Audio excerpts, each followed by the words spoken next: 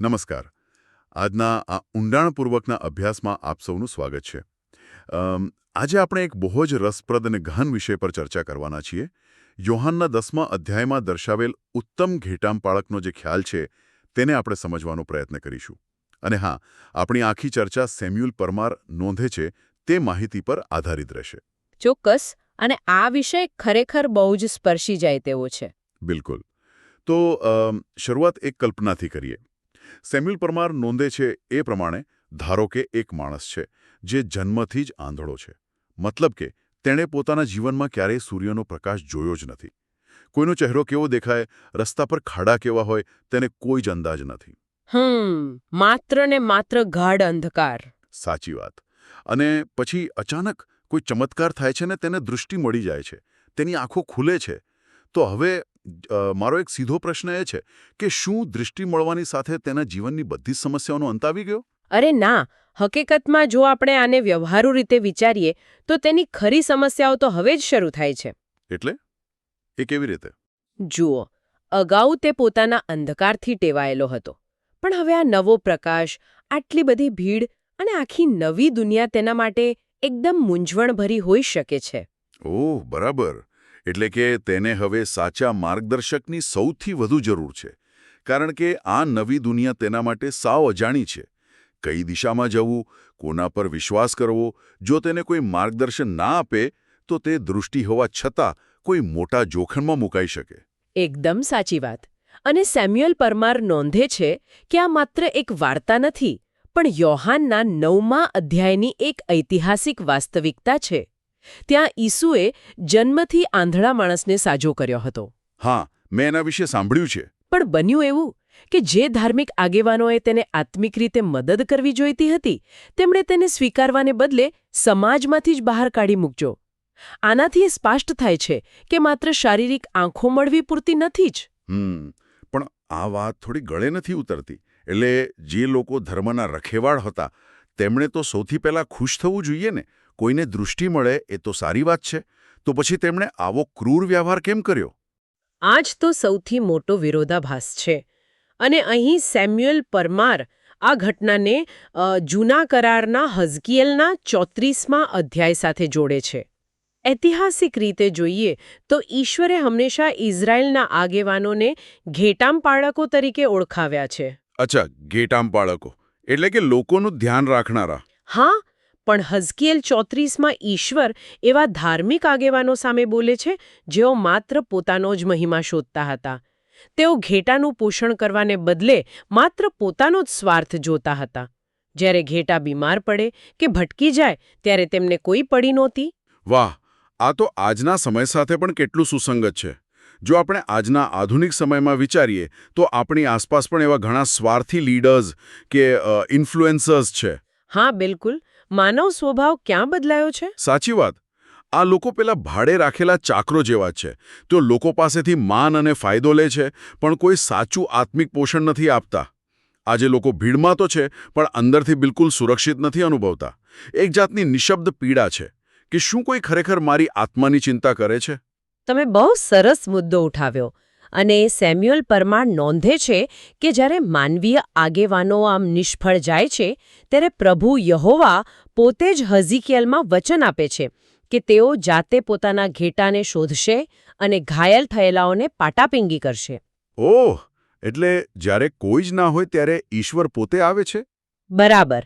અને એટલે જ યોહાન 10માં જ્યારે ઈસુ કહે છે કે હું ઉત્તમ ઘેટામપાળક છું, ત્યારે તેઓ સીધી રીતે આ વચન પૂરું કરી રહ્યા હોવાનો દાવો કરે છે. અહીં એક બહુ રસપ્રદ વાત મને યાદ આવે છે જે સેમ્યુઅલ પરમાર નોંધે છે. ઈસુ એવું નથી કહેતા કે તેઓ ઘણા બધા પાળકોમાંના કોઈ એક છે. તેઓ કહે છે કે તેઓ ઉત્તમ છે. હા, ધ પરફેક્ટ શેફર્ડ. પણ જુઓ, અહીં મને એક પ્રશ્ન થાય છે. સેમ્યુઅલ પરમાર નોંધે છે કે ઉત્તમ ઘેટામપાળક પોતાના ઘેટા માટે જીવ આપે છે. અને આ વધસ્તંભ પર જવું એ કોઈ બળજબરીપૂર્વકનો મરણદંડ નહોતો. તો આ સ્વૈચ્છિક શબ્દ એટલે કે સ્વેચ્છાએ જીવ આપવો એ અહીં આટલો બધો મહત્વનો શા માટે છે? આ બહુ જ ઊંડો પ્રશ્ન છે. સેમ્યુઅલ પરમાર સમજાવે છે કે અહીં જે આપે છે, ક્રિયાપદ વપરાયું છે, તેનો અર્થ કોઈ લાચારી નથી એનો અર્થ થાય છે સંપૂર્ણ સત્તા સાથે સ્વેચ્છાએ અને ઈરાદાપૂર્વકની શરણાગતિ. એટલે કે તેઓ મજબૂર નહોતા? બિલકુલ નહીં. જ્યારે કોઈ જોખમ આવે છે, ધારો કે કોઈ જંગલી વરુ હુમલો કરે, ત્યારે પેલો ભાડે રાખેલો ચાકર શું કરે? તે પોતાનો જીવ બચાવવા ભાગી જાય છે. હા, કારણ કે એને તો માત્ર પગારથી જ મતલબ હોય છે. સાચું. પણ ઉત્તમ ઘેટાપાળક જોખમથી નાસી છૂટવાને બદલે તેની તરફ આગળ વધે છે. તેઓ વિનાશને પોતાના પર આવવા દે છે, જેથી ઘેટા બચી શકે. આ પ્રેમ માત્ર બોલવામાં નહીં, પણ કાર્ય અને ઐતિહાસિક બલિદાનમાં સાબિત થયો છે. વાહ, આ સમર્પણ ખરેખર અદ્ભુત છે. પણ આપણે આજના સોશિયલ મીડિયાના યુગની વાત કરીએ તો આપણી પાસે હજારો ફોલોઅર્સ હોય છે, સેંકડો મિત્રો હોય છે. હા, ડિજિટલ દુનિયાની એ જ તો વાસ્તવિકતા છે. પણ ખરેખર કોઈ આપણને ઓળખતું નથી હોતું. આપણે માત્ર એક આંકડો બની ગયા છીએ. સેમ્યુઅલ પરમાર નોંધે છે તેમ ખ્રિસ્તી હોવાનો અર્થ માત્ર કોઈ ધર્મ પાળવો એવો નથી, પણ એક ઘનિષ્ઠ વ્યક્તિગત સંબંધ છે. વ્યક્તિગત સંબંધ. હા, એટલે કે નબળાઈઓ જાણવી, સંઘર્ષો જાણવા અને નામથી ઓળખવું. માત્ર કોઈની માહિતી હોવી અને કોઈની સાથે સાચો સંબંધ હોવો, આ બંને વચ્ચે તો બહુ મોટો તફાવત છે ને? એકદમ સાચી વાત છે. અને આ સંબંધ કેવી રીતે કામ કરે છે તે સમજાવવા સેમ્યુઅલ પરમાર એક બહુ જ રસપ્રદ ઐતિહાસિક સંદર્ભ આપે છે. પ્રથમ સદીમાં ઘેટા પાળવાની રીત ખરેખર રોમાંચક હતી. અચ્છા, એમાં શું અલગ હતું? પ્રાચીન સમયમાં જ્યારે રાત્રે અલગ અલગ ઘેટા પાળકો પોતાના ઘેટાને કોઈ એક મોટા વાડામાં કે જળાશય પાસે લાવતા, ત્યારે બધા જ ઘેટા એકબીજામાં ભળી જતા. ત્યાં સેંકડો ઘેટાઓનું ટોળું બની જતું. અરે, તો પછી સવારે એમને છૂટા કેવી રીતે પાડતા હશે? બધા ઘેટા તો દેખામાં લગભગ એકસરખા જ લાગે.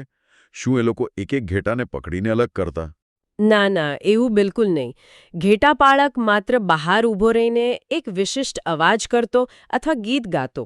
અને આશ્ચર્યની વાત એ છે કે એ ભીડમાંથી માત્ર તેના જ ઘેટા તે અવાજને ઓળખીને તેની પાછળ ચાલવા લાગતા. ઓહ, એટલે કે તેઓ અવાજ પરથી ઓળખતા હતા. હા, આ એક શ્રવણ આધારિત સંબંધ હતો. લાંબા સમય સુધી સાથે રહેવાથી ઘેટા પોતાના માલિકના અવાજને બરાબર ઓળખી જતા. આ તો જાણે એક એક્વિસ્ટિક સિગ્નેચર જેવું થઈ ગયું. એટલે જ્યારે ઈસુ કહે છે કે હું મારા ઘેટાને ઓળખું છું અને તેઓ મને ઓળખે છે, ત્યારે તેમાં કેટલી ઊંડી આત્મીયતા છે. બરાબર. અને આ આત્મીયતા માત્ર કોઈ એક સીમિત વર્ગ પૂરતી નથી. આ જ આપણને ચર્ચાના સૌથી મોટા અને તે સમય માટે આંચકાજનક મુદ્દા તરફ લઈ જાય છે. આંચકાજનક? એવું તે શું હતું? સેમ્યુઅલ પરમાર નોંધે છે કે યોહાન 10માં ઈસુ માત્ર યહૂદીઓ પૂરતા સીમિત રહેવાની વાત નથી કરતા. તેઓ કહે છે કે મારા બીજા ઘેટા પણ છે જે આ વાડામાંના નથી. ઓહ, બીજા ઘેટા? એટલે કે બિન-યહૂદીઓ અથવા બહારના લોકો? તે સમયના રૂઢિચુસ્ત સમાજ માટે આ સાંભળવું તો બહુ જ અઘરું રહ્યું હશે. બિલકુલ. અને અહીં સેમ્યુઅલ પરમાર મૂળ ગ્રીક ભાષાના એક બહુ જ વજનદાર શબ્દ પર આપણું ધ્યાન દોરે છે. એ શબ્દ છે દેઈ. દઈ. એનો અર્થ શું થાય? દેઈનો અર્થ થાય છે તે જરૂરી છે અથવા તે ઈશ્વરની સનાતન યોજનાનો ભાગ છે.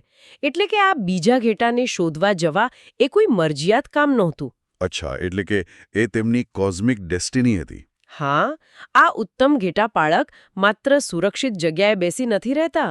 તેઓ જાતે જઈને ભાંગી ગયેલા, દૂર ચાલી ગયેલા અને સમાજથી ત્યજી દેવાયેલા લોકોને શોધી લાવે છે. વાહ! મતલબ કે જેમને દુનિયાએ કાઢી મૂક્યા છે, તેમને તે સામે ચાલીને પોતાના ટોળામાં સામેલ કરે છે. ખરેખર અદ્ભુત. હા, તેમનો પ્રેમ કોઈ સરહદોમાં બંધાયેલો નથી. તો જો આપણે આ આખી ચર્ચાનો નિચોડ કાઢીએ તો સેમ્યુઅલ પરમાર નોંધે છે તે મુજબ આપણે ઈસુના 4 પાસાં જોયા. હા, બરાબર. એક તો તેમનો સંપૂર્ણ સ્વભાવ, એટલે કે પરફેક્ટ શેફર્ડ. બીજું તેમનું બલિદાન. ત્રીજું તેમનો વ્યક્તિગત સંબંધ. અને ચોથું તેમની અત્યંત ઊંડી કાળજી. અને આજના અવાજોના સતત ઘોંઘાટમાં આપણે પણ એ વિચારવાની જરૂર છે કે આપણે કોનો અવાજ સાંભળીએ છીએ. શું આપણે આપણા જીવનને આ ઉત્તમ ઘેટાપાળકની સંભાળમાં સોંપ્યું છે? કારણ કે જેઓ તેમની પાછળ ચાલે છે તેઓ ક્યારેય ખોવાઈ જતા નથી અને હંમેશા સુરક્ષિત રહે છે. એકદમ સાચી વાત છે. આજના આધુનિક જીવનમાં આ આત્મનિરીક્ષણ બહુ જ જરૂરી છે. અને આજના આ ઊંડાણપૂર્વકના અભ્યાસને પૂરો કરતા પહેલા મારા મનમાં એક વિચાર આવે છે જે આપણે સૌએ વિચારવા જેવો છે. હા, ચોક્કસ જણાવો.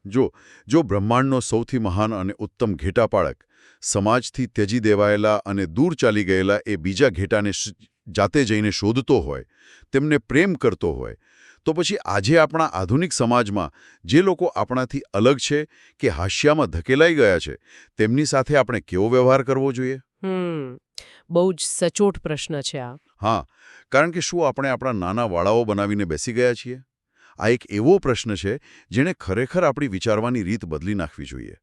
તો બસ આ વિચાર સાથે જ આપણે આજની ચર્ચા અહીં પૂરી કરીએ છીએ. ફરી મળીશું.